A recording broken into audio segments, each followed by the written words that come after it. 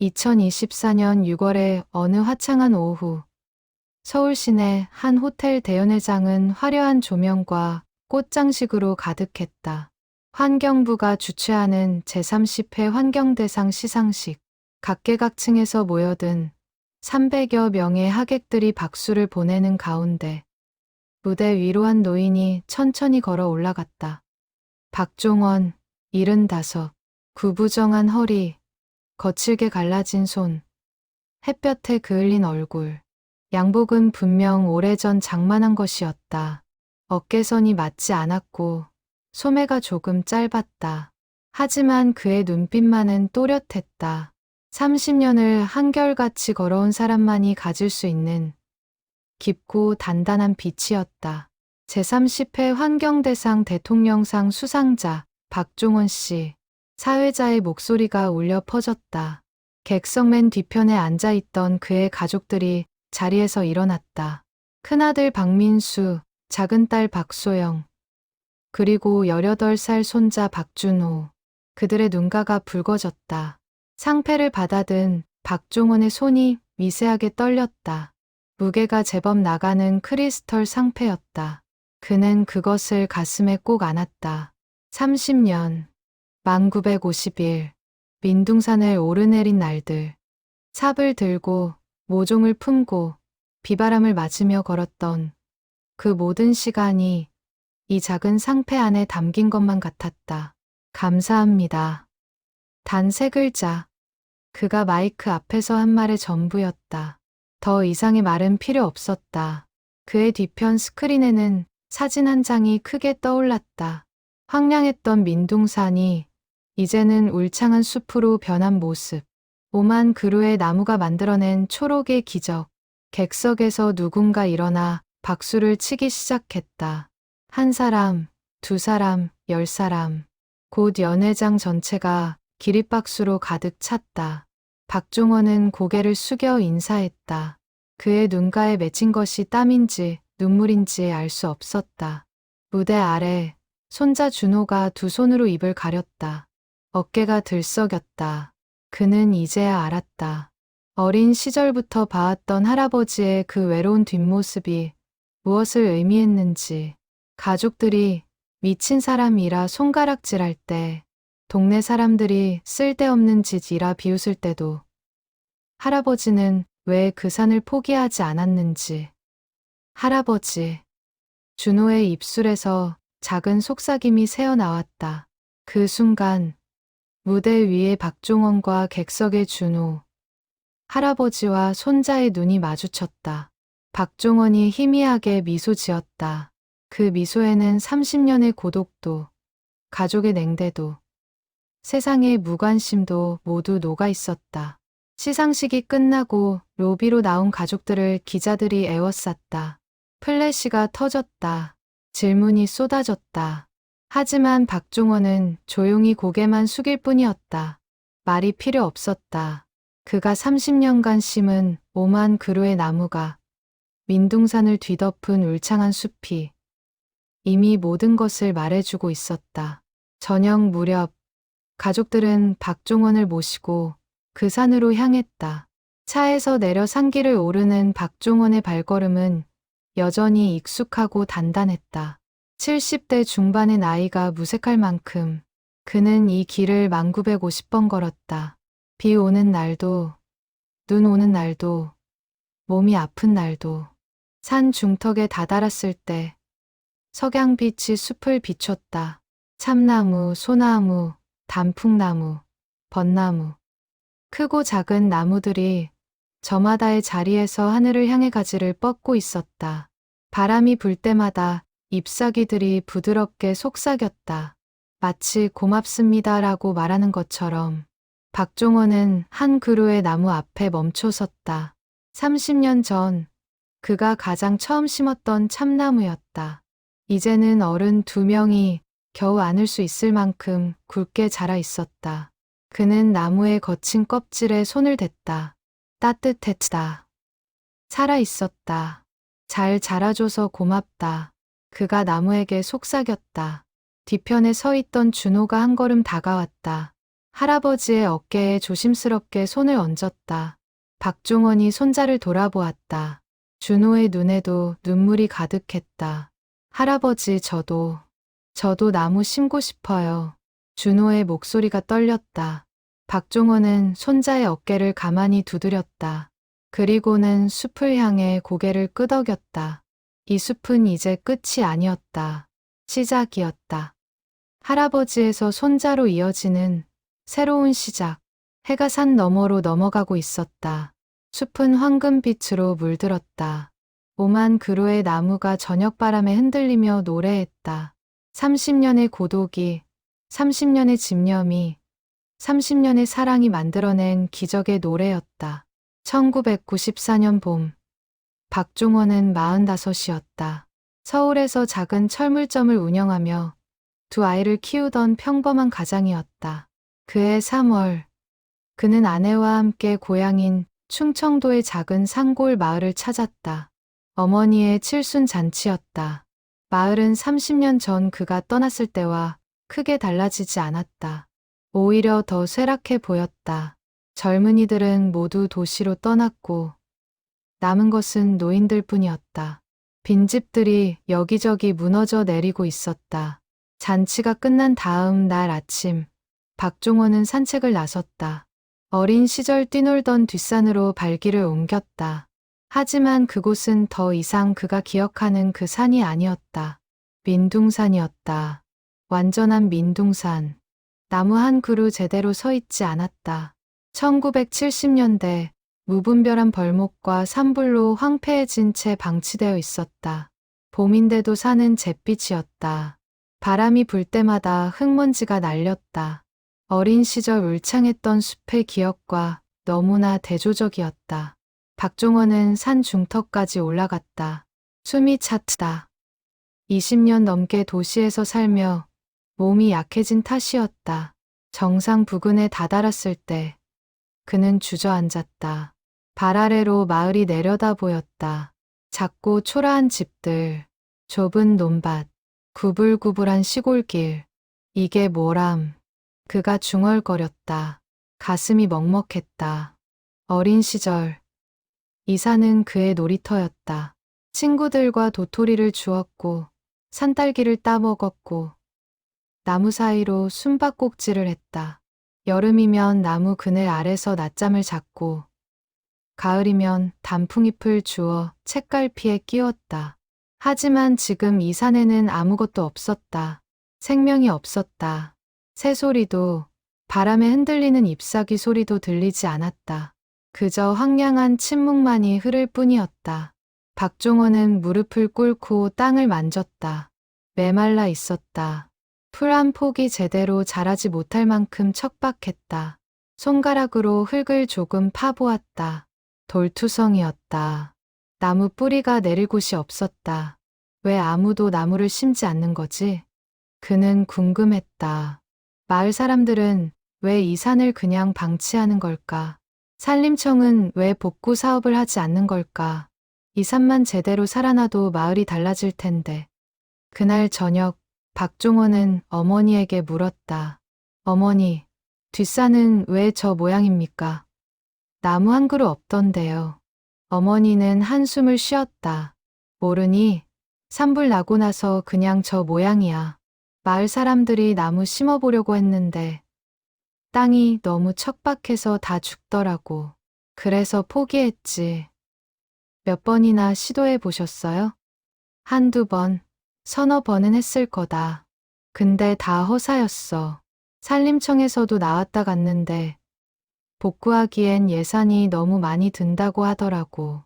그냥 자연적으로 회복되길 기다리래. 자연적으로요? 언제요? 어머니는 쓴웃음을 지었다. 글쎄다.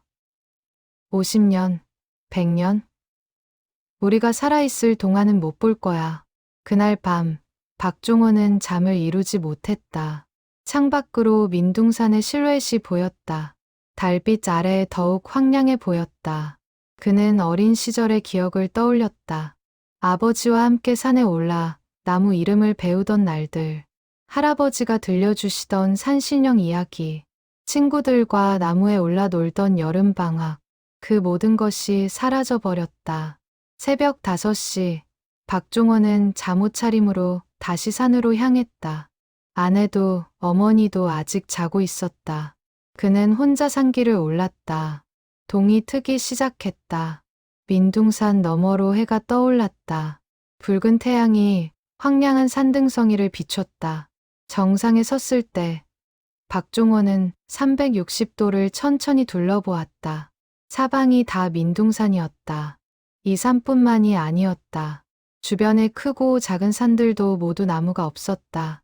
마치 대지가 병들어 있는 것 같았다. 그때였다. 어디선가 새소리가 들렸다. 박종원은 고개를 돌렸다. 산 중턱, 바위 틈에서 간신히 자라고 있는 작은 소나무 한 그루. 그 가지에 새 한 마리가 앉아 있었다. 아마도 이 산의 마지막 남은 나무였을 것이다. 새는 노래했다. 황량한 산에서, 혼자 남은 나무 위에서, 그래도 노래했다. 박종원의 가슴이 뜨거워졌다. 눈시울이 붉어졌다. 나무를 심어야겠다.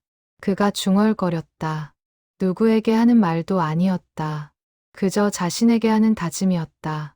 하지만 그 순간 그는 확신했다. 자신이 이 산에 나무를 심어야 한다고. 누가 뭐래도 얼마나 오래 걸리든 반드시 해야 한다고. 산을 내려오는 길, 박종원은 계획을 세우기 시작했다. 서울로 돌아가면 조림에 대해 공부해야겠다. 어떤 나무가 척박한 땅에서도 잘 자랄 수 있는지, 어떻게 심어야 하는지, 필요한 도구는 무엇인지, 그리고 돈을 모아야겠다. 나무 모종을 사려면, 비료를 사려면, 도구를 장만하려면. 집에 돌아왔을 때 가족들이 아침 식사를 하고 있었다. 아내가 물었다. 어디 갔다 와요? 새벽부터. 산에 좀 다녀왔어. 산에? 왜요? 박종원은 잠시 망설이다가 말했다. 여보, 나 이 산에 나무를 심고 싶어. 식탁이 조용해졌다. 아내가 숟가락을 내려놓았다. 어머니가 박종원을 쳐다보았다. 아무도 말이 없었다. 그저 놀란 눈빛으로 그를 바라볼 뿐이었다. 무슨 소리예요? 나무를 심겠다고? 아내의 목소리에 당혹감이 묻어났다. 박종원은 고개를 끄덕였다. 이 산을 예전처럼 만들고 싶어. 내가 어렸을 때처럼. 나무가 가득한 숲으로. 어머니가 한숨을 쉬었다. 종원아, 마을 사람들도 다 포기한 산이야. 너 혼자 무슨 수로. 해볼게요, 어머니. 시간이 걸리더라도. 아내가 박종원의 손을 잡았다. 당신, 정신 차려요. 우리 서울에 가게 있잖아요. 애들 학교도 있고. 여기 와서 나무 심을 시간이 어디 있어요? 박종원은 아내의 눈을 똑바로 쳐다보았다. 주말마다 올게. 매주 토요일 아침에 출발해서 일요일 저녁에 돌아가면 돼. 매주요? 미쳤어요? 미친 게 아니야. 이건 내가 해야 할 일 같아. 그날 이후 가족들은 박종원을 말리려 했다. 형제들도, 친구들도, 동네 사람들도 모두가 현실을 보라고 했다. 쓸데없는 짓이라고 했다. 하지만 박종원은 이미 마음을 정했다. 그해 4월, 박종원은 첫 나무를 샀다. 참나무 묘목 100그루, 철물점 수입으로 모은 돈으로 샀다. 그리고 삽을 샀다. 호미를 샀다. 비료를 샀다. 물통을 샀다. 모든 것을 트럭에 싣고 고향으로 향했다. 민둥산 앞에 섰을 때 박종원은 깊게 숨을 들이마셨다. 시작이었다. 긴 여정의 시작. 그는 삽을 들었다. 그리고 첫 구덩이를 팠다. 첫 나무를 심는 데 30분이 걸렸다. 땅이 너무 단단했다. 돌이 많았다. 삽질을 10번쯤 하자 손에 물집이 잡혔다. 하지만 박종원은 멈추지 않았다. 구덩이를 파고, 비료를 넣고, 묘목을 심고, 흙을 덮고, 물을 줬다. 하나, 그가 중얼거렸다. 99그루가 남았다. 해가 중천에 떴을 때 그는 겨우 20그루를 심었다. 온몸이 땀으로 젖었다. 허리가 아팠다. 손바닥이 까졌다.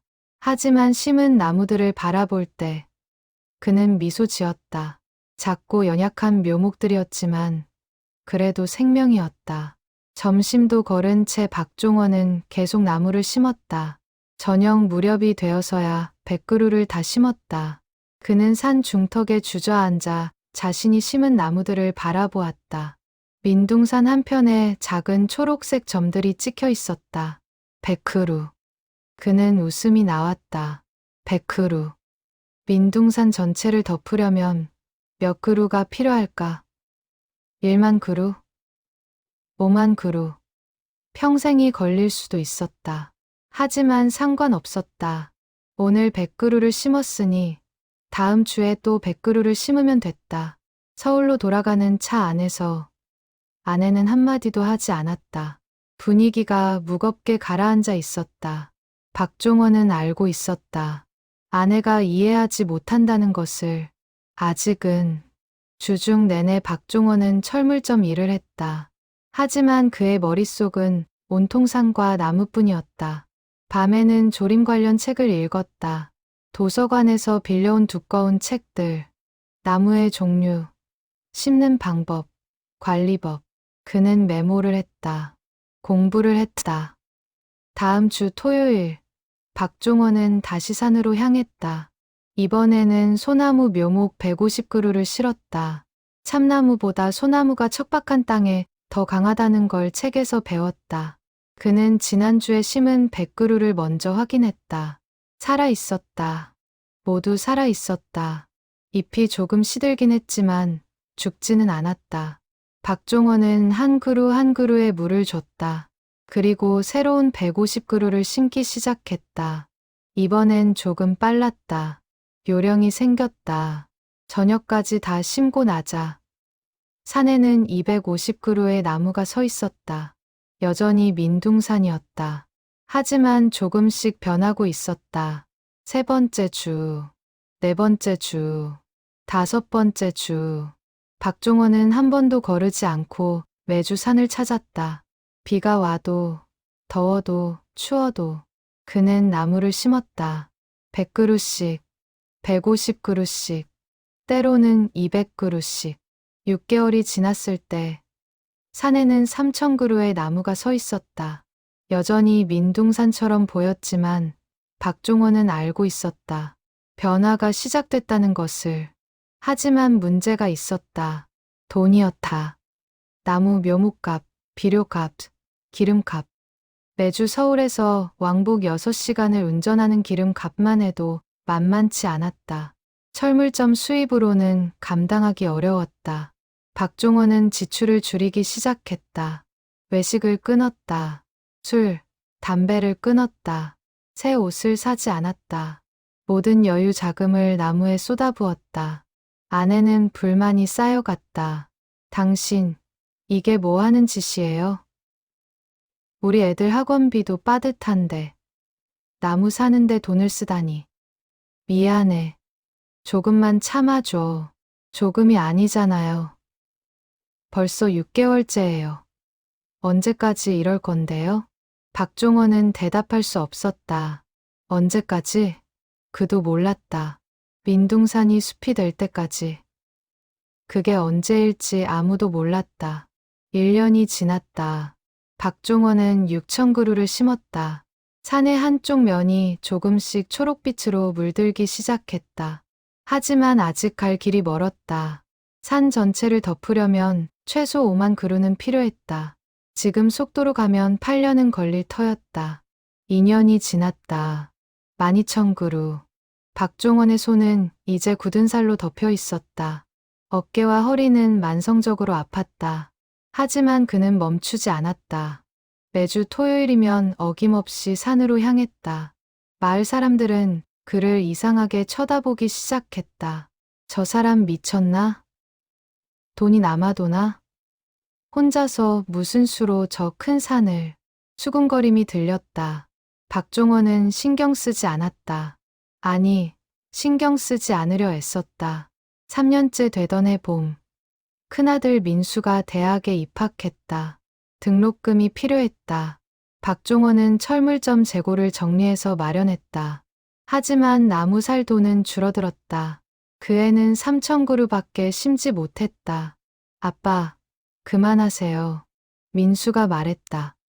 대학생이 된 아들은 아버지를 걱정스럽게 바라보았다. 뭘 그만하라는 거니? 나무 심는 거요. 아빠 몸도 안 좋아지시는 것 같은데. 그리고 집안 형편도 어려운데. 박종원은 아들의 어깨를 토닥였다. 괜찮아. 아빠가 알아서 할게. 언제까지 하실 건데요? 저 큰 산을 아빠 혼자 다 어떻게 해요? 할 수 있을 때까지. 민수는 더 이상 말하지 않았다. 하지만 그의 눈빛에는 이해할 수 없다는 감정이 역력했다. 박종원은 알고 있었다. 아들도 딸도 아내도 아무도 자신을 이해하지 못한다는 것을. 4년째, 5년째 나무는 계속 늘어났다. 18,000그루, 24,000그루. 산의 절반이 초록빛으로 변했다. 처음 심었던 나무들은 이제 박종원의 허리 높이까지 자라 있었다. 바람이 불면 잎사귀들이 흔들렸다. 새들이 조금씩 돌아오기 시작했다. 하지만 대가도 있었다. 박종원의 몸은 망가져 갔다. 허리 디스크가 왔다. 무릎 관절이 안 좋아졌다. 의사는 무거운 것을 들지 말라고 했다. 쉬라고 했다. 하지만 박종원은 듣지 않았다. 조금만 더 하면 돼. 그는 자신에게 되뇌었다. 매주 토요일 아침 통증을 참으며 산으로 향했다. 삽을 들 때마다 허리가 찌릿했지만 나무를 심었다. 한 그루 또 한 그루. 6년째 되던 해 작은 딸 소영이 결혼했다. 박종원은 결혼 비용을 대느라 1년간 나무를 거의 심지 못했다. 그 해는 겨우 500그루를 심었다. 총 25,000그루. 절반이었다. 목표의 절반. 결혼식장에서 친척 한 명이 박종원에게 다가왔다. 형님, 아직도 그 산에 나무 심으세요? 응. 언제까지 하실 건데요?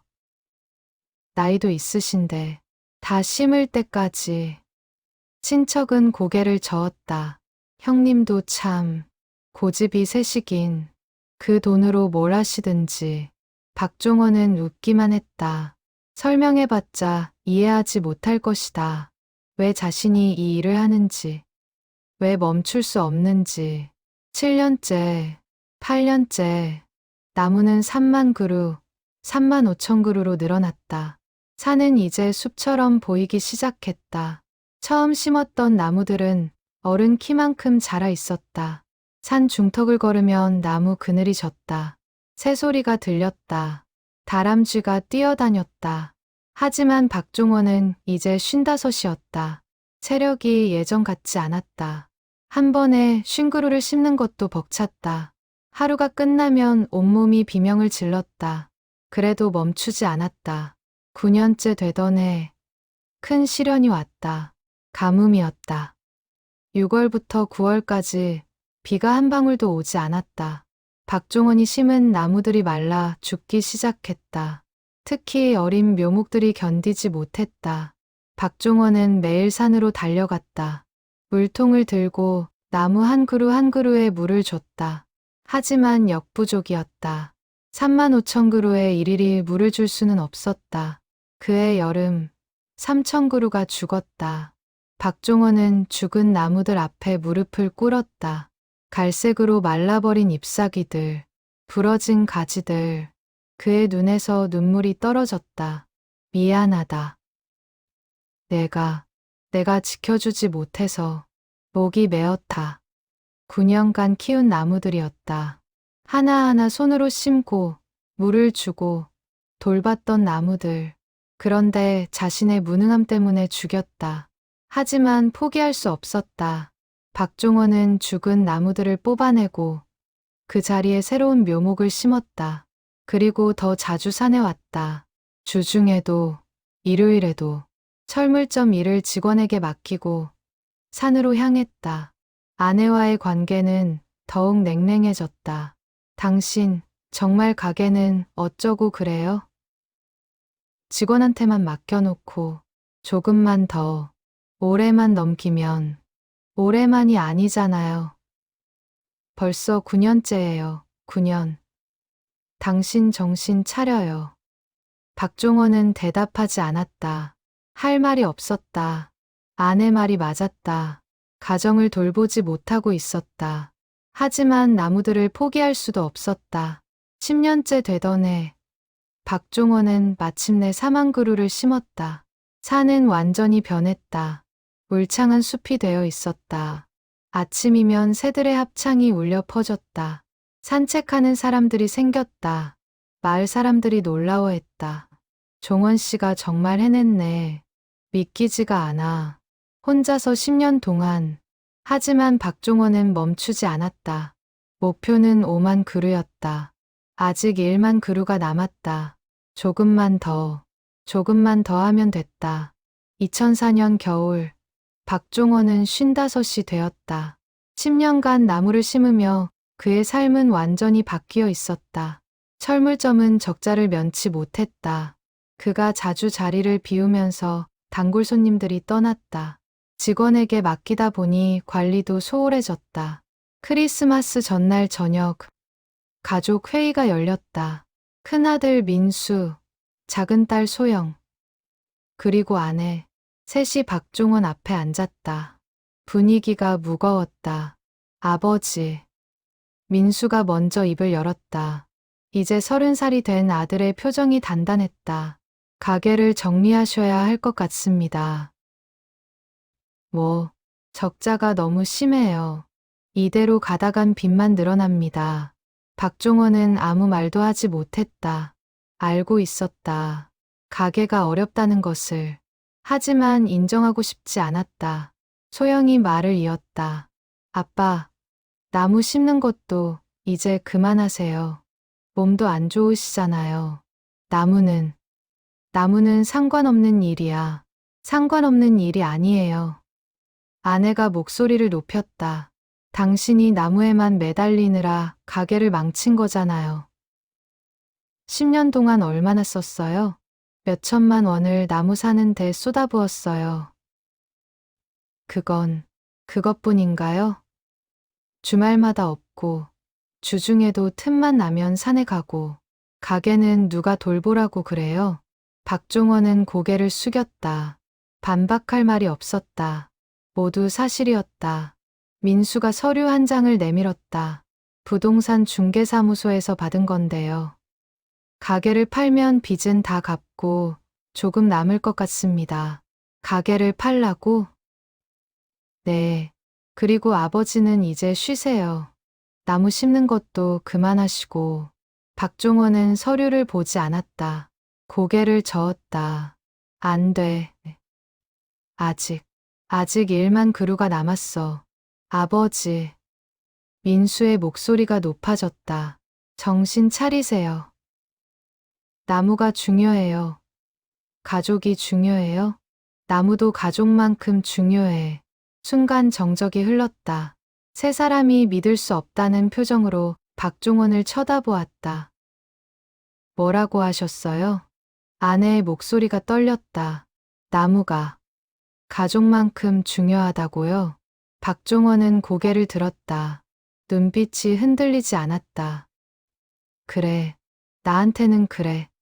10년 동안 키운 나무들이야. 내가 매주 물을 주고, 가꾸고, 돌본. 내 자식들이나 마찬가지야. 아내가 일어섰다. 얼굴이 창백했다. 당신, 정말 미쳤어요. 완전히 미쳤어. 그녀는 방으로 들어가 버렸다. 민수와 소영도 실망한 표정으로 자리를 떴다. 거실에 박종원만 남았다. 그는 창밖을 바라보았다. 눈이 내리고 있었다. 그날 밤부터 아내는 박종원과 말을 끊었다. 일주일, 한 달, 석 달. 그녀는 필요한 말만 했다. 밥 먹어요. 세탁물 여기 있어요. 그뿐이었다. 감정이 없는 말들이었다. 민수는 더 이상 집에 오지 않았다. 전화도 받지 않았다. 소영도 마찬가지였다. 명절에만 의무적으로 얼굴을 비췄다. 박종원은 가족 안에서 고립되었다. 2005년 봄, 박종원은 가게를 팔았다. 더 이상 버틸 수 없었다. 빚을 갚고 나니 손에 남은 돈이 얼마 없었다. 하지만 그는 그 돈으로 나무 묘목을 샀다. 2,000그루. 아내가 알았을 때 그녀는 울었다. 당신 정말. 말을 잇지 못하고 그녀는 방으로 들어가 버렸다. 그날 밤, 박종원은 그녀의 흐느끼는 소리를 들었다. 가슴이 찢어지는 것 같았다. 하지만 그는 멈출 수 없었다. 가게를 팔았으니 이제 일자리가 필요했다. 박종원은 건설 현장에서 막노동을 시작했다. 56의 나이의 젊은이들 틈에 섞여 일했다. 육체적으로 힘들었다. 하지만 견뎠다. 나무를 위해서라면, 주말이면 여전히 산으로 향했다. 이제는 혼자였다. 아무도 배웅하지 않았다. 아무도 기다리지 않았다. 집을 나설 때 아내는 쳐다보지도 않았다. 산에 도착하면 박종원은 나무들과 대화를 나눴다. 잘 지냈니? 나왔어. 그는 나무 한 그루 한 그루를 쓰다듬었다. 10년 전 심었던 참나무는 이제 그의 키를 훌쩍 넘어서 있었다. 5년 전 심었던 소나무는 어른 팔뚝만큼 굵어져 있었다. 잘 자라줘서 고마워. 나무들은 대답하지 않았다. 하지만 바람에 흔들렸다. 잎사귀들이 속삭이는 것 같았다. 괜찮아요. 우리가 있잖아요. 마을 사람들의 시선은 더욱 차가워졌다. 저 사람 완전히 미쳤어. 가게까지 망하고 나서도 나무만 심어. 가족도 저 모양인데. 수군거림이 들렸다. 박종원은 애써 무시했다. 2006년 박종원의 어머니가 돌아가셨다. 임종 자리에서 어머니는 박종원의 손을 잡았다. 종원아, 예, 어머니. 너 정말 그 산을 끝까지 할 거니? 박종원은 고개를 끄덕였다. 어머니는 한숨을 쉬었다. 고집도 참. 너 아버지 닮았어. 아버지도 그랬어. 한 번 마음먹으면 끝까지. 어머니, 저는 알아. 내가 왜 그러는지는 모르겠지만 내 뜻대로 해. 대신 어머니의 손에 힘이 들어갔다. 대신 가족은 놓치지 마라. 나무도 좋지만 가족이 더 소중한 거야. 그것이 어머니의 마지막 말이었다. 박종원은 장례를 치르며 내내 울었다. 어머니의 말이 가슴에 박혔다. 가족을 놓치지 말라고. 하지만 이미 늦은 것 같았다. 장례식에 온 민수는 박종원과 눈도 마주치지 않았다. 소영은 형식적으로 인사만 했다. 아내는 혼자 조문객들을 맞았다. 박종원은 구석에 서서 그 모습을 바라보았다. 가족이었지만 가족 같지 않았다. 장례를 마치고 집으로 돌아왔을 때 아내가 말했다. 나 친정에 다녀올게요. 언제 돌아와? 모르겠어요. 한동안은 안 올 것 같아요. 그녀는 짐을 싸서 나갔다. 박종원은 혼자 남았다. 빈 집에서, 텅 빈 거실에서 그는 멍하니 앉아 있었다. 밤이 깊어졌다. 박종원은 산을 생각했다. 나무들을 생각했다. 그것만이 그를 버리지 않았다. 가족은 떠났지만 나무들은 그곳에 있었다. 그가 오기를 기다리고 있었다. 다음 주 토요일, 박종원은 어김없이 산으로 향했다. 혼자였다. 완전히 혼자였다. 하지만 산에 도착하자 외롭지 않았다. 4만 그루의 나무가 그를 반겼다. 바람에 흔들리는 잎사귀들이 어서 오세요라고 말하는 것 같았다. 박종원은 삽을 들었다. 그리고 새로운 나무를 심기 시작했다.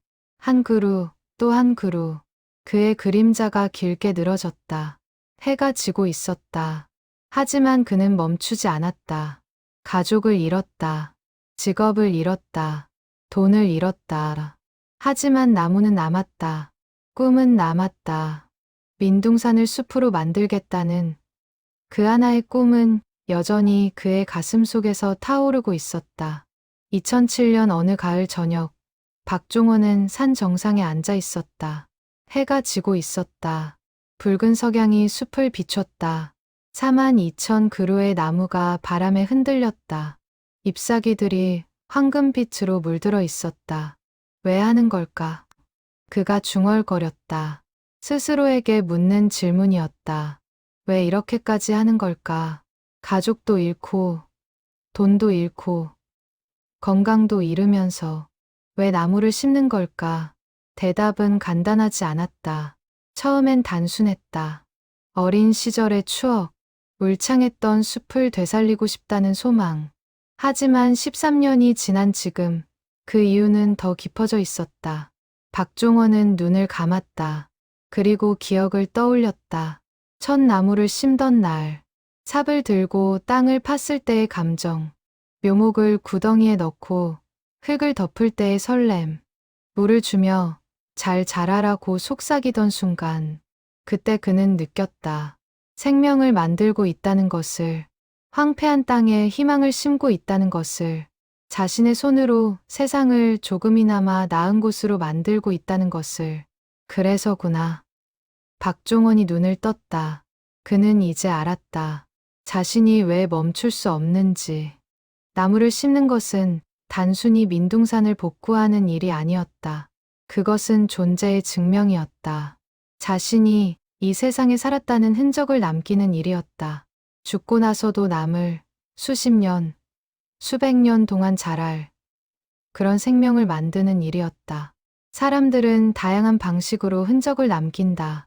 어떤 이는 책을 쓰고, 어떤 이는 건물을 짓고, 어떤 이는 사업을 한다. 박종원에게는 나무였다. 그가 심은 나무들이 자라서 숲이 되고, 그 숲이 누군가에게 쉼터가 되고, 공기를 정화하고, 동물들의 보금자리가 되는 것. 그것이 그의 유산이었다. 해가 완전히 졌다. 별이 떠오르기 시작했다. 박종원은 일어서서 산을 내려가기 시작했다. 어둠 속에서도 길을 잃지 않았다. 13년간 매주 걸었던 길이었다. 눈을 감고도 갈 수 있었다.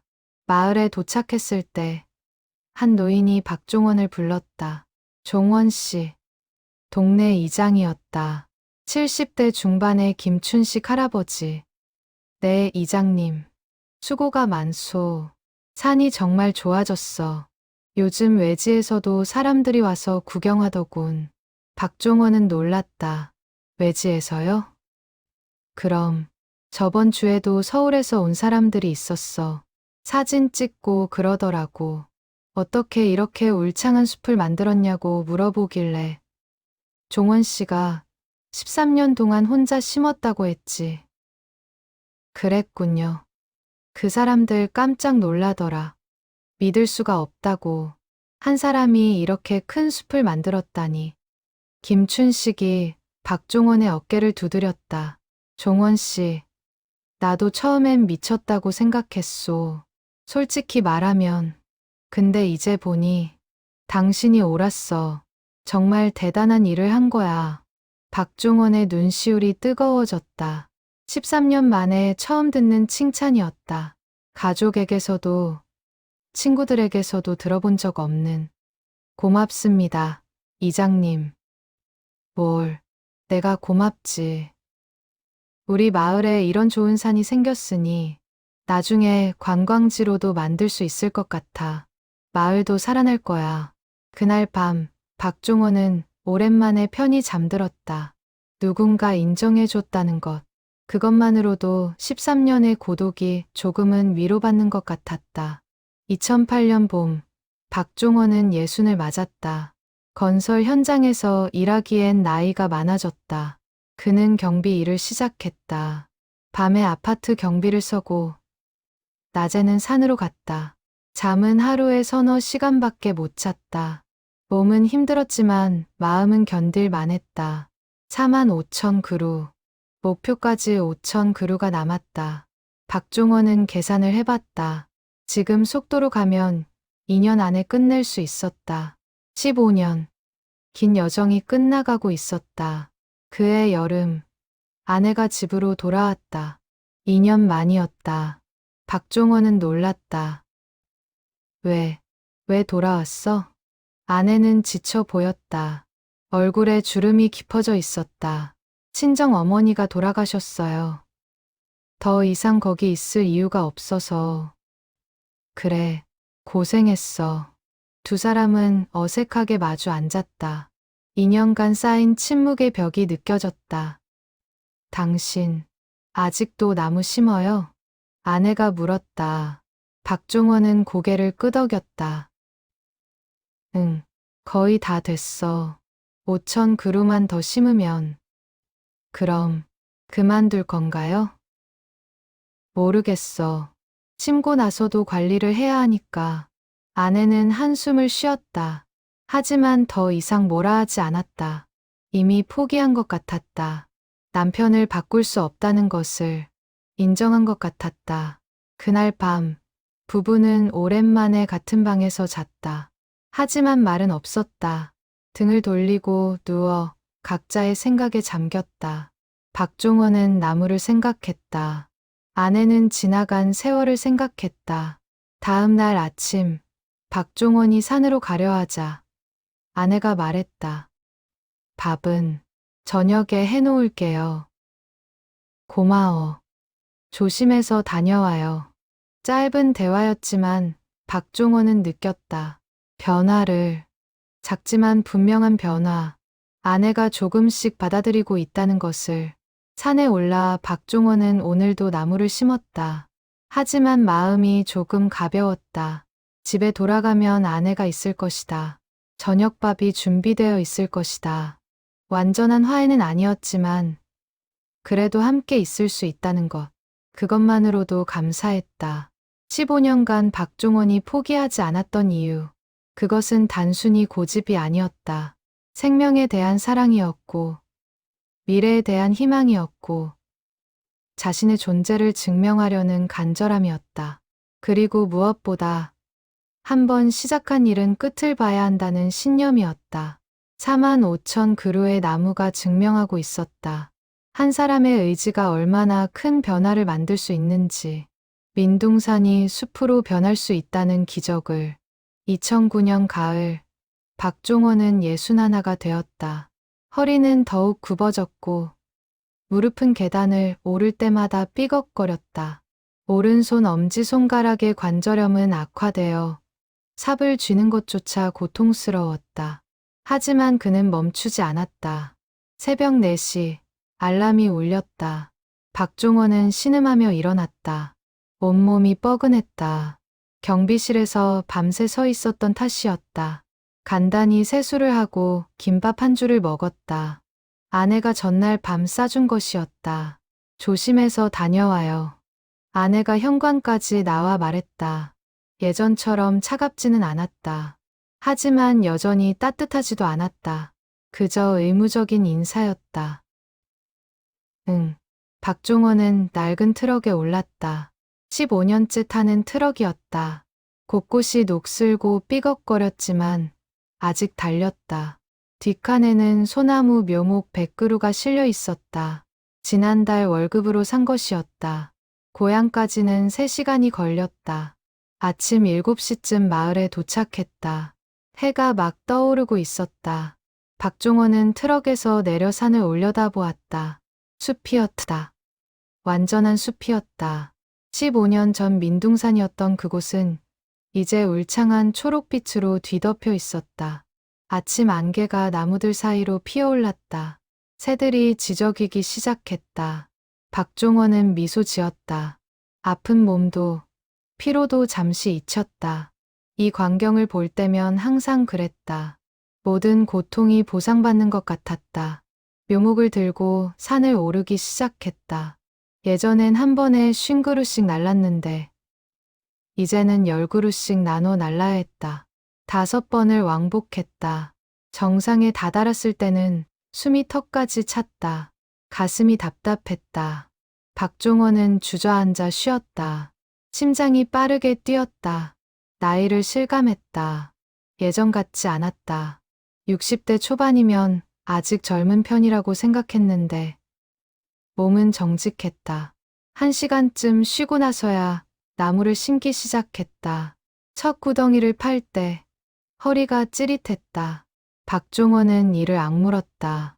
참을 만했다. 계속 팠다. 두 번째 구덩이, 세 번째 구덩이, 10번째 구덩이. 점심때가 되어서야 쉰 그루를 심었다. 예전 같으면 아침에 끝났을 양이었다. 박종원은 나무 그늘 아래 앉아 김밥을 꺼냈다. 식은 김밥이었지만 맛있었다. 잘 먹겠습니다. 그가 하늘을 향해 말했다. 누구에게 하는 말인지 몰랐다. 신에게, 자연에게. 그저 감사한 마음을 표현하고 싶었다. 오후 3시, 나머지 50그루를 다 심었다. 총 47,000그루. 목표까지 3,000그루가 남았다. 박종원은 계산을 해봤다. 일주일에 100그루씩 심으면 30주. 7개월이면 끝났다. 내년 여름이면. 그가 중얼거렸다. 16년. 긴 여정이 끝나가고 있었다. 산을 내려오는 길. 박종원은 자신이 처음 심었던 나무를 찾았다. 1994년 4월에 심은 참나무. 이제는 굵기가 어른 허벅지만큼 되었다. 높이는 10m는 좋게 넘었다. 박종원은 나무를 껴안았다. 15년. 우리 같이 15년을 견뎌냈구나. 나무는 대답하지 않았다. 하지만 따뜻했다. 살아 있었다. 박종원이 심은 생명이 이렇게 크게 자라 있었다. 눈물이 났다. 왜 우는지 몰랐다. 기쁜 건지 슬픈 건지 아마 둘 다였을 것이다. 기쁘면서도 슬펐다. 15년의 세월이, 잃어버린 것들이, 하지만 얻은 것들이. 마을로 돌아왔을 때 이장 김춘식이 기다리고 있었다. 종원 씨, 잠깐 시간 있소? 네, 이장님. 군청에서 연락이 왔어. 우리 산을 생태관광지로 지정하고 싶다고. 박종원은 놀랐다. 생태관광지요?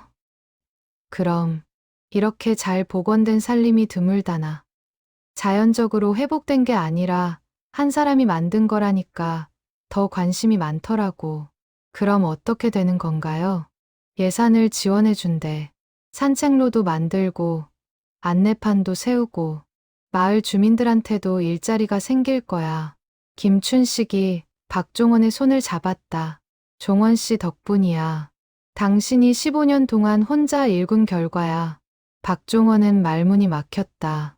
생태관광지, 예산 지원, 일자리. 그런 건 생각해 본 적도 없었다. 그저 나무를 심고 싶었을 뿐이었다. 저는 그냥, 알아. 당신은 그냥 나무를 심고 싶었던 거지. 근데 그 마음이 이렇게 큰 일을 만든 거야. 그날 저녁, 박종원은 서울로 돌아가는 길에 휴게소에 들렀다. 커피 한 잔을 마시며 창밖을 바라보았다. 고속도로를 달리는 차들, 불빛들, 바쁘게 살아가는 사람들. 자신도 저렇게 살 수 있었다. 철물점을 유지했다면, 나무를 포기했다면 평범하게 살 수 있었다. 가족과 화목하게, 경제적으로 안정되게. 하지만 후회는 없었다.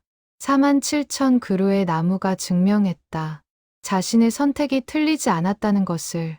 세월의 무게는 무거웠지만 그 무게만큼 가치 있는 것을 만들었다. 집에 도착했을 때 아내가 저녁을 차려놓고 기다리고 있었다. 어서 와요.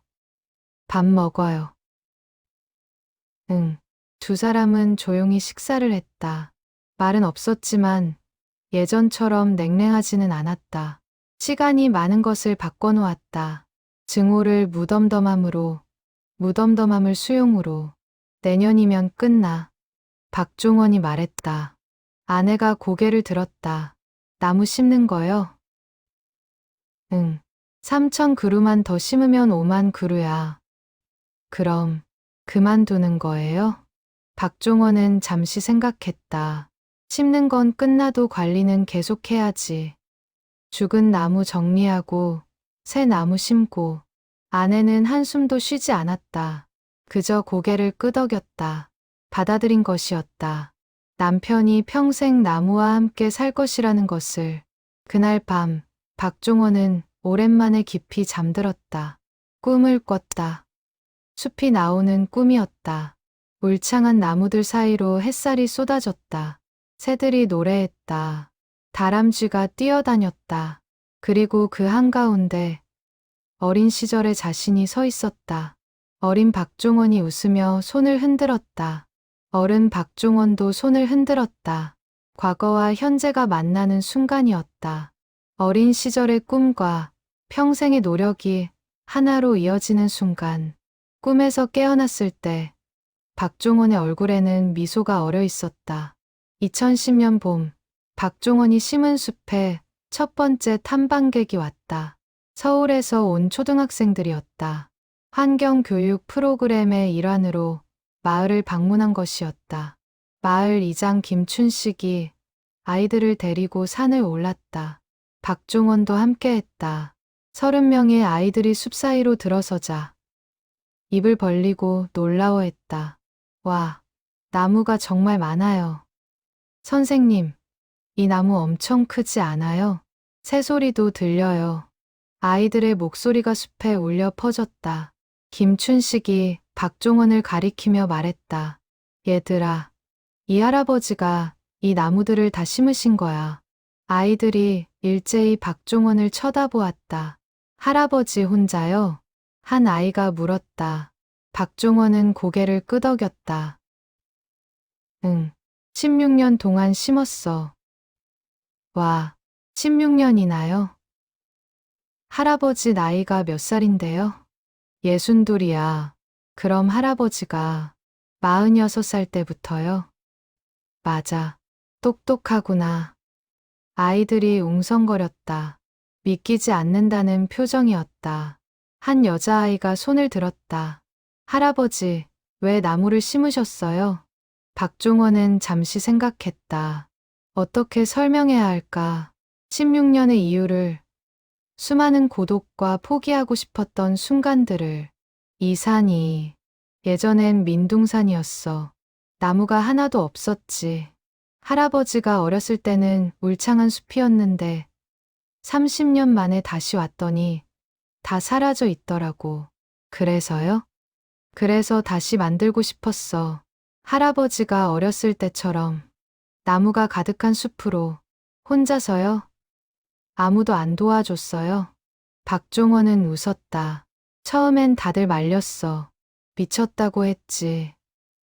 근데 할아버지는 계속했어.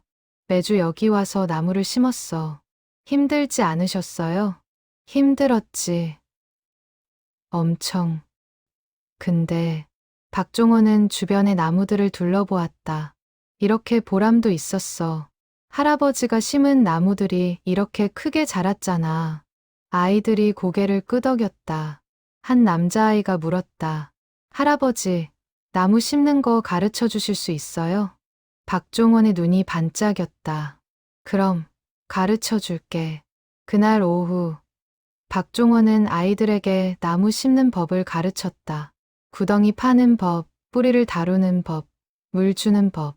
아이들은 진지하게 따라했다. 30그루의 묘목을 함께 심었다. 할아버지, 이 나무 제가 심은 거죠? 한 아이가 자랑스럽게 물었다. 맞아. 내가 심은 거야. 잘 자라면 내가 어른이 됐을 때도 여기 서 있을 거야. 정말요?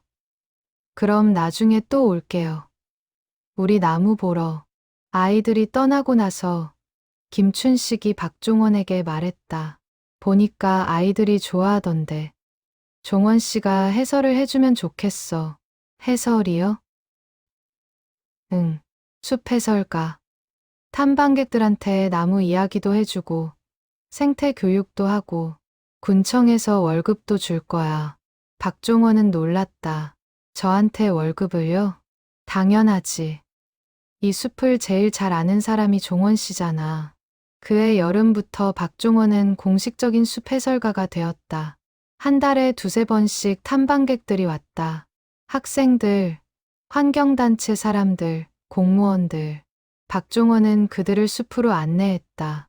이 참나무는 제가 16년 전에 심은 첫 번째 나무입니다. 당시엔 이만큼밖에 안 됐는데 이제 이렇게 컸네요. 사람들이 감탄했다.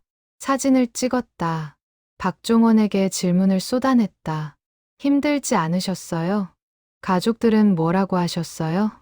포기하고 싶지 않으셨어요? 박종원은 솔직하게 대답했다.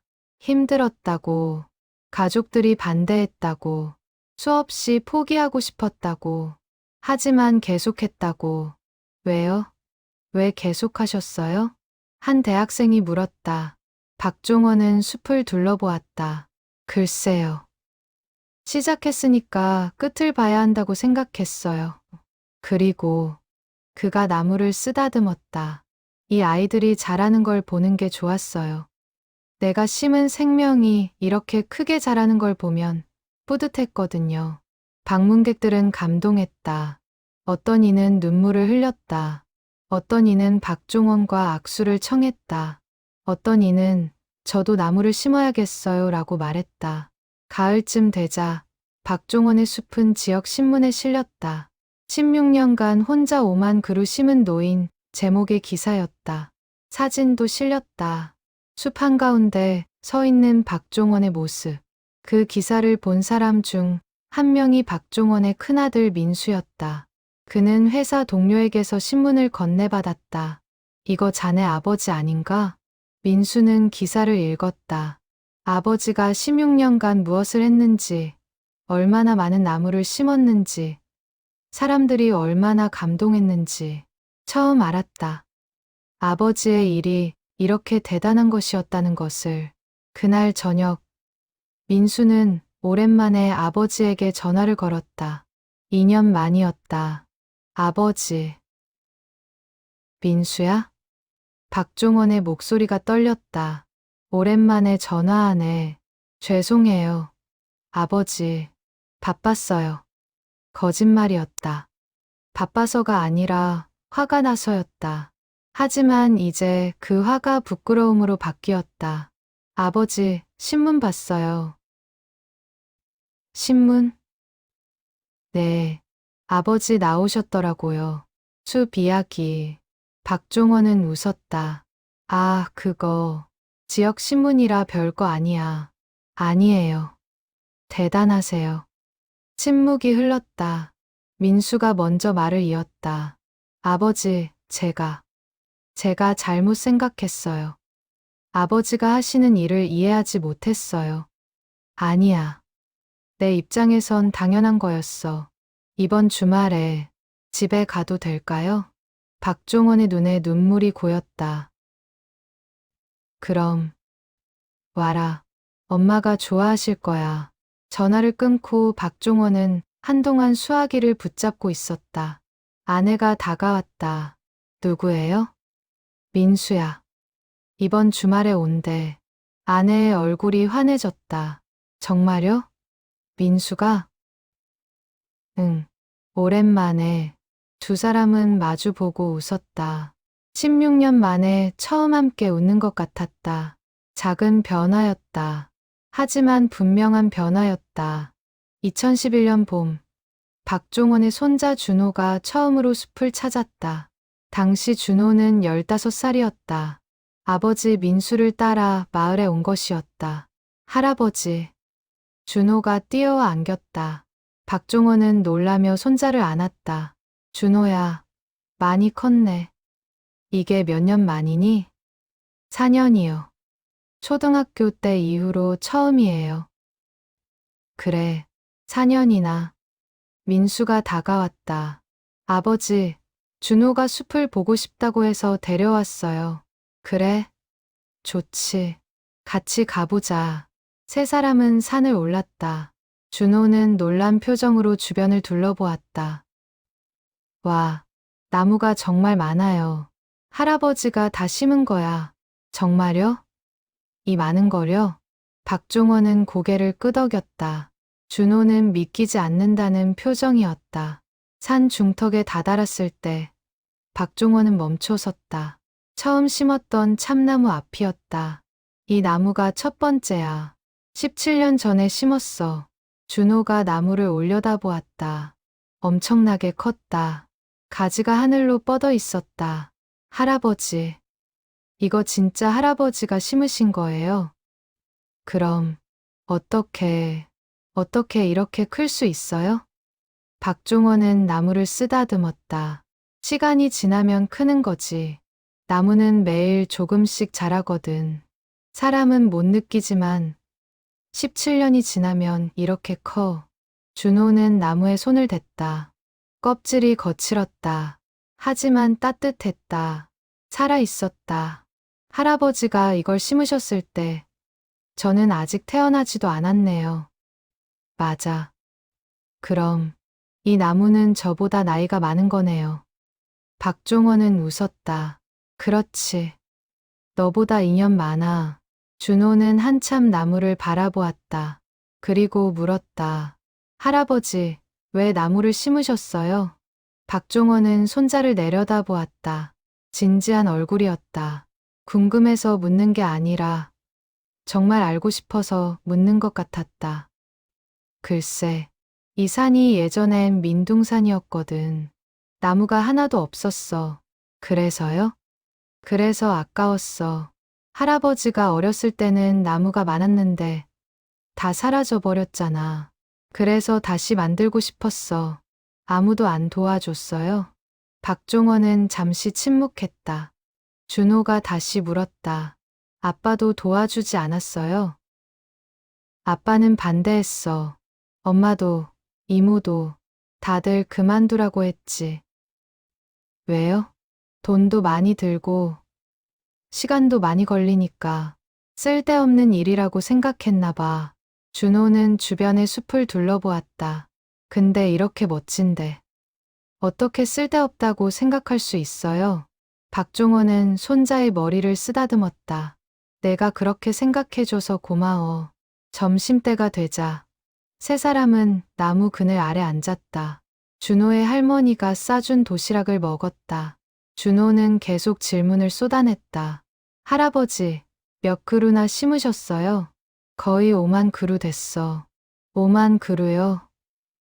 와, 어떻게 세요? 안 세. 대충 계산만 해. 1년에 3천 그루씩 심으면 17년이면 5만 그루 정도 되거든. 하루에 몇 그루씩 심으세요? 요즘은 50그루 정도? 50그루요. 그럼 1시간에 몇 그루예요? 글쎄, 10그루? 준호는 계산을 해보았다. 그럼 50그루 심으려면 5시간이 걸리네요. 맞아. 똑똑하구나. 할아버지, 힘들지 않으세요? 박종원은 웃었다. 힘들지. 근데 할만해. 저도 도와드릴 수 있어요. 박종원은 놀라서 손자를 쳐다보았다. 도와준다고? 네, 저도 나무 심고 싶어요. 내가? 네. 할아버지 혼자 하시는 거 보니까 안쓰러워요. 박종원의 눈시울이 뜨거워졌다. 17년 만에 처음이었다. 누군가 함께하겠다고 말한 것이. 그래, 고맙다, 준호야. 그날 오후, 준호는 박종원과 함께 나무를 심었다. 처음이라 서툴렀다. 구덩이를 제대로 못 팠다. 묘목을 심을 때 뿌리가 꺾였다. 하지만 박종원은 친절하게 가르쳤다. 아니야. 이렇게 하는 거야. 뿌리를 조심히 펴고, 흙을 덮고, 꾹꾹 눌러주는 거지. 준호는 진지하게 따라했다. 1시간 동안 10그루를 심었다. 얼마 되지 않았지만 박종원에게는 큰 의미였다. 잘했어, 준호야. 할아버지, 제가 심은 나무도 저렇게 크게 자랄까요? 박종원은 처음 심었던 참나무를 가리켰다. 당연하지. 내가 어른이 되면 저 나무만큼 클 거야. 정말요? 그럼 나중에 제 아이들한테도 보여줄 수 있겠네요. 이거 아빠가 심은 나무야. 이렇게. 박종원은 웃었다. 가슴이 따뜻해졌다. 손자가 미래를 보고 있었다. 자신의 아이들에게까지 이어지는 미래를.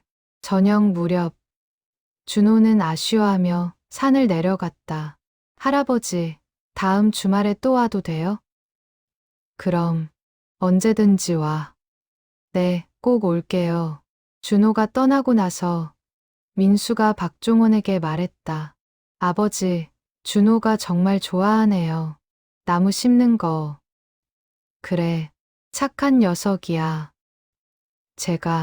제가 잘못 생각했어요. 아버지. 박종원은 아들을 바라보았다. 17년 동안 아버지를 이해하지 못했어요. 왜 나무에 매달리시는지, 왜 가족보다 나무를 선택하시는지. 민수야. 근데 오늘 보니까 알겠어요. 아버지가 얼마나 대단한 일을 하셨는지. 민수의 눈에 눈물이 고였다. 죄송해요. 아버지. 그동안 몰라줘서. 박종원은 아들의 어깨를 감싸 안았다. 괜찮아. 이제 알면 됐지. 그날 밤, 박종원은 오랜만에 평화로운 잠에 들었다. 손자가 나무를 심는 모습이 꿈에 나왔다. 준호가 웃으며 삽을 들고 있었다. 박종원도 옆에서 웃고 있었다. 할아버지와 손자가 함께 만드는 숲. 그것이 박종원이 꿈꾸던 미래였다. 2012년 여름, 박종원의 숲은 지역을 넘어 전국적으로 알려지기 시작했다. KBS 다큐멘터리 팀이 촬영을 왔다. 환경부 장관이 방문했다. 신문과 방송에서 인터뷰 요청이 쏟아졌다. 하지만 박종원에게 가장 중요한 순간은 따로 있었다. 작은 딸 소영이 남편과 함께 마을을 찾아온 날이었다. 아버지. 소영이 박종원을 껴안았다. 5년 만이었다. 박종원은 딸을 안고 눈물을 흘렸다. 소영아. 보고 싶었다. 저도요, 아버지. 미안해요. 그동안 연락도 안 하고. 괜찮아. 이렇게 와줘서 고마워. 소영은 남편의 손을 잡고 숲으로 향했다. 산에 오르며 그녀는 말문이 막혔다.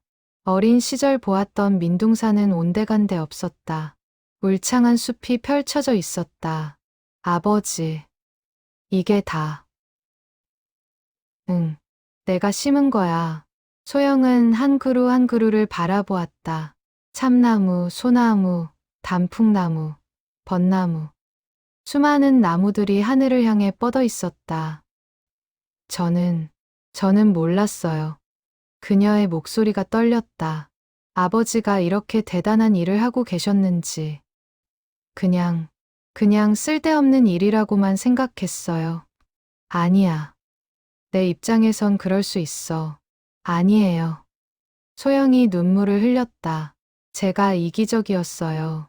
아버지가 가게를 망쳤다고, 가족을 돌보지 않는다고 원망만 했어요. 근데 그녀는 숲을 둘러보았다. 근데 아버지는 이렇게 큰 숲을 만들고 계셨어요. 혼자서. 18년 동안. 박종원은 딸의 어깨를 토닥였다.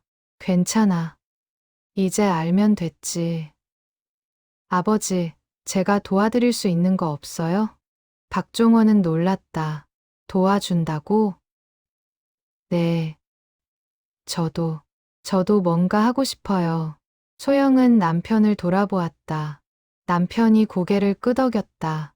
아버지, 저희가 숲 홍보를 도와드리고 싶어요. 제 남편이 홍보 회사에 다니거든요. SNS나 언론 홍보 같은 거요. 박종원은 말문이 막혔다.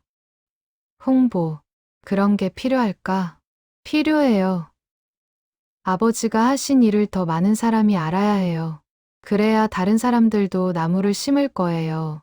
그날부터 소영과 남편은 박종원의 숲을 홍보하기 시작했다. 블로그를 만들었다. 페이스북 페이지를 개설했다. 사진을 찍어 올렸다. 박종원의 이야기를 글로 썼다. 한 달 만에 수천 명이 페이지를 팔로우했다. 댓글이 달렸다. 정말 감동적입니다. 저도 나무를 심고 싶어요. 한 사람의 힘이 이렇게 큰 변화를 만들 수 있다니. 박종원 님 존경합니다. 대한민국의 영웅입니다. 박종원은 컴퓨터를 잘 다루지 못했지만 소영이 댓글들을 읽어주었다. 그는 놀랐다. 이렇게 많은 사람이 자신의 이야기에 관심을 가질 줄 몰랐다. 가을쯤 되자 자원봉사자들이 찾아오기 시작했다. 대학생들, 직장인들, 주부들, 주말마다 20명씩 모여 박종원과 함께 나무를 심었다. 할아버지, 이렇게 하는 거 맞나요? 응, 잘하고 있어. 뿌리를 조금 더 펴줘. 할아버지, 저 내년에도 올게요. 그래, 고맙다. 박종원은 처음으로 혼자가 아니었다. 18년 동안 홀로 걸었던 길을 이제는 많은 사람과 함께 걷고 있었다. 2013년 봄, 박종원의 가족이 모두 모였다. 큰아들 민수, 작은딸 소영, 손자 준호, 그리고 아내, 5 식구가 함께 산에 올랐다. 산 정상에 서서 박종원은 가족들을 돌아보았다. 오늘 5만 번째 나무를 심으려고 해. 5만 번째요? 준호가 놀라 물었다. 응, 19년 만이야. 드디어 목표를 이뤘어. 가족들이 박수를 쳤다. 박종원의 눈에 눈물이 맺혔다. 혼자서는 못했을 거야. 너희가 있었기에 가능했어. 민수가 말했다. 아니에요. 아버지 혼자 하신 거예요. 아니야. 박종원은 고개를 저었다. 가족이 없었으면 시작도 못했어. 비록 처음엔 반대했지만 그래도 너희가 있었기에 버틸 수 있었어. 아내가 다가와 박종원의 손을 잡았다. 당신 고생 많았어요. 여보도 고생했어. 미안했어요. 그동안 이해하지 못해서. 아니야. 내가 미안하지. 부부는 서로를 안았다. 19년간 쌓였던 벽이 무너지는 순간이었다. 준호가 묘목을 들었다. 할아버지, 5만 번째 나무는 제가 심어도 돼요? 박종원은 웃으며 고개를 끄덕였다. 그럼 내가 심어라. 준호는 정성스럽게 구덩이를 팠다. 묘목을 넣고 흙을 덮고 물을 줬다. 가족들이 지켜보았다. 박종원이 손자의 어깨에 손을 얹었다. 잘했어. 할아버지, 이 나무 이름이 뭐예요? 소나무야. 소나무. 저도 나중에 할아버지처럼 숲을 만들고 싶어요. 박종원은 손자를 꼭 안았다. 그래, 내가 이어가면 돼. 해가 지기 시작했다. 가족들은 산 정상에서 석양을 바라보았다. 5만 그루의 나무가 저녁빛에 물들었다. 바람이 불자 잎사귀들이 일제히 흔들렸다. 마치 축하한다는 듯이. 박종원은 깊게 숨을 들이마셨다. 19년. 긴 여정이었다. 고독했고 힘들었고 포기하고 싶은 순간이 수없이 많았다. 하지만 이제 끝이 보였다. 아니, 새로운 시작이 보였다. 가족이 함께하는 새로운 시작. 2014년 6월 5일 세계 환경의 날. 환경부는 제30회 환경대상 수상자를 발표했다. 대통령상 수상자는 박종원이었다. 민둥산을 울창한 숲으로 만든 박종원 씨의 20년 헌신을 높이 평가합니다. 발표문이 낭독되었다. 박종원은 서울의 작은 집에서 뉴스를 보고 있었다. 화면에 자신의 이름이 떴을 때 그는 믿을 수 없었다. 여보, 내가 대통령상을? 아내가 달려와 남편을 안았다. 축하해요. 당신 정말 대단해요. 전화벨이 울렸다. 민수였다. 아버지, 축하드려요. 방금 뉴스 봤어요. 고맙다, 민수야. 아버지, 진짜 자랑스러워요. 제 아버지가 대통령상을 받다니. 이어서 소영도 전화했다. 준호도 전화했다. 친구들도, 마을 사람들도. 전화가 끊이지 않았다. 시상식은 일주일 후였다. 박종원은 새 양복을 샀다. 20년 만에 처음 사는 양복이었다. 아내가 넥타이를 매주었다. 잘 어울려요. 그래? 네, 멋져요. 시상식 당일, 박종원은 가족들과 함께 서울 시내 호텔로 향했다. 대연회장에는 300명이 넘는 사람들이 모여 있었다. 장관들, 국회의원들, 기업인들, 환경운동가들. 박종원은 긴장했다. 이런 큰 행사에 와본 적이 없었다. 하지만 가족들이 옆에 있어 든든했다. 제30회 환경대상 대통령상 수상자 박종원 씨를 모시겠습니다. 사회자의 목소리가 울려 퍼졌다. 박수가 터졌다. 박종원은 천천히 무대로 걸어갔다. 다리가 떨렸다. 하지만 멈추지 않았다. 무대 위에서 환경부 장관이 상패를 건넸다. 축하합니다. 박종원 씨. 당신의 헌신은 대한민국 환경 역사의 길이 남을 것입니다. 감사합니다. 박종원은 상패를 받아들었다. 무거웠다. 하지만 20년의 무게에 비하면 가벼웠다. 마이크가 그에게 건네졌다. 수상 소감 부탁드립니다. 박종원은 객석을 바라보았다. 수많은 사람들이 자신을 쳐다보고 있었다. 그는 심호흡을 했다. 감사합니다. 목소리가 떨렸다. 저는 특별한 사람이 아닙니다. 그냥 나무를 좋아하는 평범한 노인입니다. 박수가 터졌다. 박종원은 계속했다. 20년 전, 고향의 민둥산을 보았을 때 가슴이 아팠습니다. 제가 어렸을 때는 울창한 숲이었는데 모두 사라져 있었습니다. 그는 잠시 말을 멈췄다. 감정이 북받쳐 올랐다. 그래서 나무를 심기 시작했습니다. 처음엔 100그루였습니다. 그 다음 주는 150그루. 그 다음 주는 200그루. 20년 동안 매주 심었습니다. 객석이 조용해졌다. 모두가 박종원의 말에 집중했다. 힘들었습니다. 너무 힘들었습니다. 가족들이 반대했고, 돈도 없었고, 몸도 아팠습니다. 수없이 포기하고 싶었습니다. 그는 가족들을 바라보았다. 민수와 소영이 눈물을 흘리고 있었다. 하지만 멈출 수 없었습니다. 나무들이 자라는 걸 보면서, 민둥산이 조금씩 초록빛으로 변하는 걸 보면서 희망을 느꼈습니다. 박종원은 상패를 들어 올렸다. 이 상은 제 것이 아닙니다. 20년 동안 저를 지켜봐준 가족들의 것입니다. 그리고 5만 그루의 나무들의 것입니다. 그는 고개를 숙여 인사했다. 감사합니다. 연회장이 기립박수로 가득 찼다. 박수 소리가 5분 넘게 이어졌다.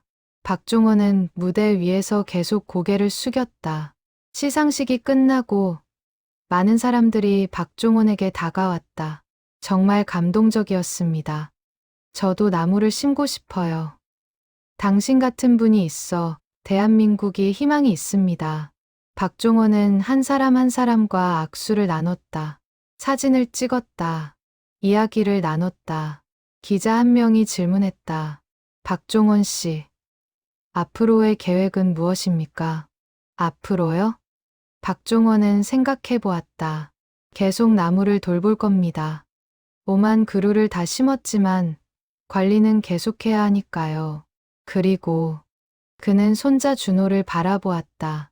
손주에게 가르쳐 줄 겁니다. 나무 심는 법을, 숲을 돌보는 법을. 이 일이 저에게서 끝나면 안 되니까요. 기자가 고개를 끄덕이며 메모했다. 저녁 무렵 가족들은 함께 식사를 했다. 서울의 한 식당에서 20년 만에 온 가족이 모였다. 아버지, 정말 축하드려요. 민수가 술잔을 들었다. 저 정말 미안했어요.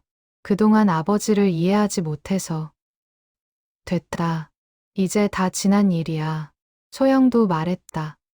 아버지, 저도 미안했어요. 이기적이었어요. 박종원은 자식들을 바라보았다. 너희 덕분에 여기까지 올 수 있었어. 비록 반대했지만 그래도 가족이었기에 버틸 수 있었어. 준호가 말했다. 할아버지, 저는 할아버지가 정말 자랑스러워요. 우리 학교 친구들한테 자랑했어요. 우리 할아버지가 나무 5만 그루 심었다고. 박종원은 웃었다. 고맙다, 준호야. 할아버지, 저 다음 주말에도 나무 심으러 갈게요. 그래, 같이 가자. 식사를 마치고 집으로 돌아가는 길, 박종원은 상패를 가슴에 안았다. 무거웠다. 하지만 따뜻했다. 20년의 무게였고, 20년의 온기였고, 20년의 보람이었다. 아내가 물었다. 기분이 어때요? 박종원은 잠시 생각했다. 꿈 같아. 내가 정말 대통령상을 받았다는 게 당연히 받아야죠. 당신이 한 일을 생각하면. 근데 가장 기쁜 건 상을 받은 게 아니야. 그럼 뭐예요? 박종원은 아내의 손을 잡았다. 가족이 다시 모인 거. 그게 제일 기쁘더라고. 아내의 눈에 눈물이 맺혔다. 나도요. 나도 그게 제일 기뻐요. 그날 밤, 박종원은 오랜만에 깊이 잠들었다. 꿈에서 숲이 나왔다. 5만 그루의 나무가 바람에 흔들렸다. 그리고 그 한가운데 가족들이 손을 잡고 서 있었다. 2024년, 박종원은 75이 되었다. 30년, 나무를 심기 시작한 지 30년이 흘렀다. 숲은 이제 완전히 자리를 잡았다. 처음 심었던 나무들은 30m가 넘게 자라 있었다. 숲은 생태계가 되었다. 새들이 둥지를 틀었고, 다람코가 살았고, 노루까지 보였다. 5월의 어느 토요일, 박종원은 손자 준호와 함께 산을 올랐다. 준호는 이제 28이었다. 대학을 졸업하고 환경단체에서 일하고 있었다. 할아버지, 천천히 가세요. 괜찮아. 이 길은 눈 감고도 갈 수 있어. 두 사람은 산 중턱에 다다랐다. 30년 전 박종원이 처음 심었던 참나무 앞이었다. 나무는 이제 거목이 되어 있었다. 가지가 사방으로 뻗어 거대한 그늘을 만들었다. 할아버지, 이 나무 정말 크네요. 그럼 30년이나 됐으니까. 준호는 나무를 올려다보았다. 제가 할아버지한테 처음 나무 심는 법을 배운 게 13년 전이죠. 맞아. 내가 15살 때, 그때 제가 심은 나무도 이제 많이 컸어요. 그래, 내 나무는 저기 있어. 박종원이 가리킨 곳에 소나무 한 그루가 서 있었다. 준호가 13년 전에 심은 나무였다. 이제 성인 키를 넘어서 있었다. 준호는 그 나무 앞에 섰다. 제 나무. 정말 잘 자랐네요. 내가 정성껏 심어서 그래. 할아버지, 저도 숲을 만들고 싶어요. 박종원은 손자를 돌아보았다. 숲을? 네, 할아버지처럼 민둥산을 찾아서 나무를 심고 싶어요. 박종원의 눈시울이 뜨거워졌다. 그래, 내가 이어가는구나. 제가 할 수 있을까요? 당연하지. 할아버지도 했는데 너라고 못할 리 없어. 준호는 할아버지를 안았다. 할아버지 고마워요. 저한테 이렇게 큰 꿈을 주셔서. 아니야. 내가 고마워. 할아버지의 꿈을 이어받아 줘서. 두 사람은 한참 나무들을 바라보았다. 바람이 불었다. 수만 그루의 나무가 일제히 흔들렸다. 잎사귀들이 노래했다. 할아버지, 이 숲이 100년, 200년 후에도 있을까요? 그럼 나무는 우리보다 오래 살아. 내가 죽고 내 아이들이 죽어도 이 나무들은 살아있을 거야. 그럼 할아버지의 흔적도 영원히 남는 거네요. 박종원은 웃었다. 그렇지. 이 숲이 내 흔적이야. 해가 서쪽으로 기울기 시작했다. 두 사람은 산을 내려가기 시작했다. 걸으면서 준호가 물었다. 할아버지, 30년을 돌아보면 어때요? 후회는 없으세요? 박종원은 잠시 생각했다. 후회, 없진 않아. 가족들한테 많이 미안했으니까. 특히 내 아버지한테. 내 할머니한테. 근데요? 근데 다시 돌아가도 똑같이 할 것 같아. 이 숲을 만들지 않았다면 그게 더 후회됐을 거야. 저도 그럴 것 같아요. 뭐가? 저도 할아버지처럼 살고 싶어요. 돈이나 명예보다 의미 있는 일을 하면서요. 박종원은 손자의 어깨를 두드렸다. 잘 생각했어. 그게 진짜 행복이야. 마을에 도착했을 때 이장 김춘식이 기다리고 있었다. 이제 80을 넘긴 노인이었다. 종원 씨, 좋은 소식이 있어. 무슨 소식인데요? 산림청에서 우리 숲을 국가산림문화자산으로 지정한대. 국가산림문화자산이요? 그럼 역사적, 문화적 가치가 있는 산림을 지정하는 건데 우리 숲이 선정됐어. 박종원은 놀랐다. 국가산림문화자산. 자신이 30년간 만든 숲이 국가에서 인정받는 것이었다. 그럼 앞으로 어떻게 되는 건가요? 국가에서 관리를 도와줄 거야. 예산도 지원하고 해설사도 배치하고 관광객도 더 많이 올 거야. 준호가 말했다. 할아버지, 정말 축하드려요. 할아버지 숲이 국가문화재가 되는 거예요. 박종원은 웃었다. 문화재라. 나무가 문화재가 되다니. 그날 저녁 박종원은 가족들에게 전화를 걸었다. 민수에게, 소영에게, 아내에게 모두 축하했다. 아버지, 정말 대단하세요. 당신 또 상 받겠네요. 할아버지 짱. 밤이 깊었다. 박종원은 혼자 산을 올랐다. 달빛 아래 숲이 은빛으로 빛났다. 그는 첫 번째 나무 앞에 섰다. 30년 전에 심은 참나무. 이제는 거대한 나무가 되어 있었다. 고맙다. 그가 나무에게 속삭였다. 30년 동안 함께 해줘서, 할아버지 외로울 때 곁에 있어줘서. 나무는 대답하지 않았다. 하지만 바람에 흔들렸다. 잎사귀들이 부드럽게 속삭이는 것 같았다. 박종원은 나무를 껴안았다. 따뜻했다. 살아있었다. 30년 전 그가 심은 작은 묘목이 이렇게 거대한 생명으로 자라 있었다. 내 인생에서 가장 잘한 일이야. 그가 중얼거렸다. 내를 심은 거, 이 숲을 만든 거, 별들이 반짝였다. 오만 그루의 나무 위로 은하수가 흐르고 있었다. 박종원은 하늘을 올려다보았다. 어디선가 아버지가 보고 계실 것만 같았다. 잘했다, 종원아. 그렇게 말하시는 것 같았다. 다음 날 아침, 박종원은 준호와 함께 새로운 나무를 심었다. 손자가 환경단체에서 가져온 멸종위기 나무였다. 할아버지, 이 나무는 정말 귀해요. 전국에 100그루도 안 남았대요. 그래? 그럼 잘 심어야겠네. 두 사람은 정성스럽게 구덩이를 팠다.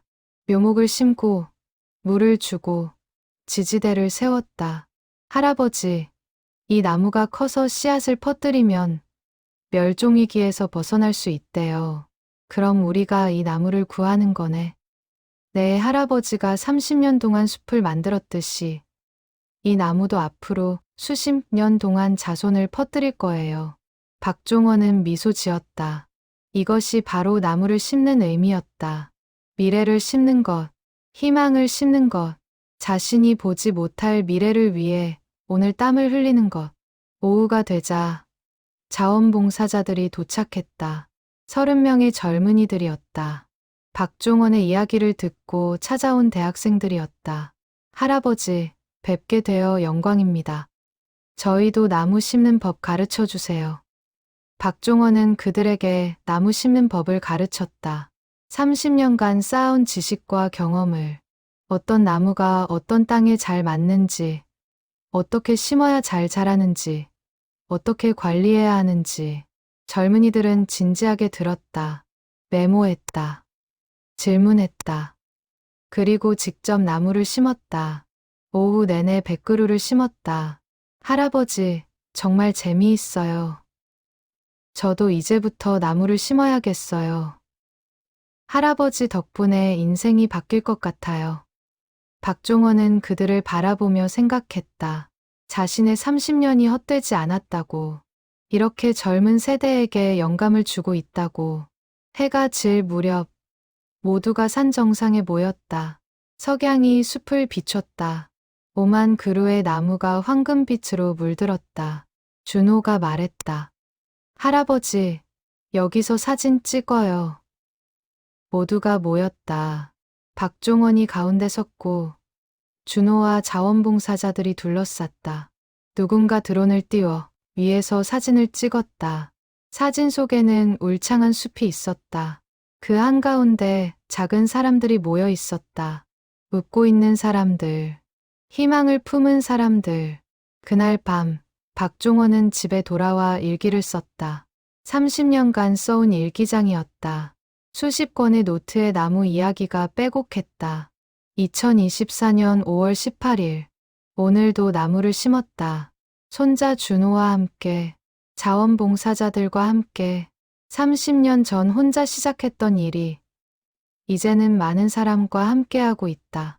내 꿈은 이루어졌다. 민둥산은 숲이 되었다. 하지만 끝이 아니다. 준호가 이어갈 것이다. 그리고 준호 이후에도 이 숲은 계속 자랄 것이다. 나는 행복하다.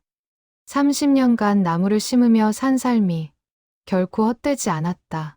오히려 가장 의미 있는 삶이었다. 나무는 우리보다 오래 산다. 100년, 200년, 어쩌면 300년. 내가 죽어도 이 나무들은 살아있을 것이다. 그것이 나의 유산이다. 나의 삶의 증거다. 고맙다. 나무들아, 나를 버리지 않아줘서 고맙다. 가족들아, 결국 이해해줘서 고맙다. 모든 분들께 함께해줘서 내일도 나는 산에 갈 것이다. 나무들을 돌보러 아직 할 일이 많다. 죽은 나무를 정리하고 새 나무를 심고 숲을 가꾸어야 한다. 하지만 이제는 혼자가 아니다. 준호가 있다. 자원봉사자들이 있다. 함께 꿈을 꾸는 사람들이 있다. 이 숲은 끝이 아니라 시작이다. 더 많은 숲을 만들 씨앗이다. 더 많은 사람에게 영감을 줄 이야기다. 나는 오늘도 감사하며 잠든다. 30년간 나무와 함께한 삶에 이보다 더 아름다운 삶이 있을까? 박종원은 일기장을 덮었다. 창밖으로 별들이 반짝였다. 저 멀리 숲이 어둠 속에 잠들어 있었다. 오만 그루의 나무가 조용히 숨 쉬고 있었다. 박종원은 눈을 감았다. 미소를 지으며 잠들었다. 꿈속에서 그는 젊었다. 45의 모습으로 민둥산에 서 있었다. 손에는 첫 번째 묘목이 들려 있었다. 그는 삽을 들었다. 구덩이를 팠다. 묘목을 심었다. 그리고 속삭였다. 잘 자라라. 30년, 오만 그루. 민둥산에서 울창한 숲으로 박종원의 꿈은 이제 우리 모두의 꿈이 되었습니다. 당신도 오늘 한 그루의 나무를 심어보는 건 어떨까요? 작은 실천이 모여 큰 숲을 만듭니다.